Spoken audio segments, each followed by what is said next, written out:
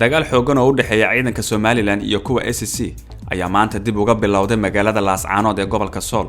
waxaana labada dhinac isku adeegsanayaan hub culus iyadoo qasaare xoogan la soo sheegayo dagaalka xoogiisa ayaa ka socda laba jiho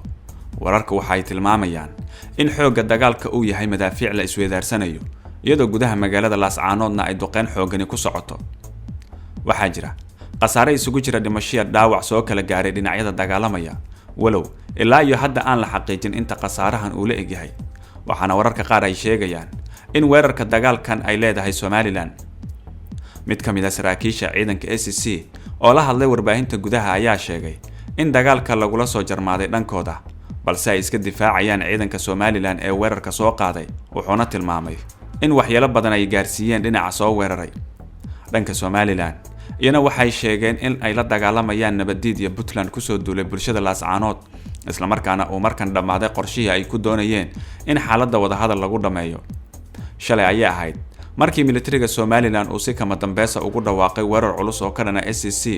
isla markaana sheegay in sida ugu dhaqsiyaha badan magaalada Laascaanood ay dib ugu soo noqon doonto gacanta ciidanka Somaliland dad ku dhow halka lagu dagaalamayo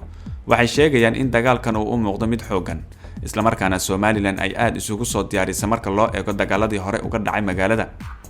geesta kale goobaha duqeynta lala beegsaday waxaa ka mid ah guryo la sheegay inay maalmahan dambe ku sugnaayeen qaar ka mid ah isimada SSC walow aysan joogin markii la duqeynayay welina lama heli karo tirada rasmiga ah ee ku aadan qasaaraha guud inta uu la eg yahay dagaalka saaka mar kale ka bilowday magaalada Laascaanood ee gobolka Sool ayaa waxa uu imaanayaa xilli Mareykanka uu soo saaray digniintii ugu cusleed ee dagaalka u dhexeeya dhinacyadan dawladda Mareykanka ayaa sheegtay in dagaalka Laascaanood uu cawaaqib uga imaan karo mas'uuliyiinta maamulka Somaliland iyadoo ugu baaqday Somaliland in ay ciidamadeeda kala soo baxdo magaalada qoraalka waxaa lagu yiri sidan dawladda Mareykanka waxay aad uga walaacsan tahay rabshadaha weli ka socda Laascaanood waxayna saaxiibadeeda caalamka iyo deriska kula biiraysaa baaqa ku aadan xiisadda in la qaboojiyo loona hoggaansamo xabad joojinta la isku raacay la ogolaado gargaarka bini'aadanimo isla markaana dib loo bilaabo wada hadallo wax ku ool ah oo ku wajahan xaalad nabadeed Mareykanka ayaa sidoo kale waxa uu sheegay in rabshadaha sii socda ay kordhin doonaan suurtagalnimada ah in kooxaha xagjirka ah ay abuuraan xasilooni darro ballaaran oo uga sii dari doonta dhibaatada bini'aadanimo ee hadda jirta waxaan ugu baaqaynaa Somaliland inay ciidamadeeda amniga dib ula baxdo si ay u cadeyso inay ka go'an yihiin mabaadi'dan waxaan sidoo kale ugu baaqaynaa maleeshiyada Laascaanood inay ka feejignaadaan ficil kasta oo weerar ah oo ka dhana ciidamada Somaliland ayaa lagu yiri bayaanka beesha caalamka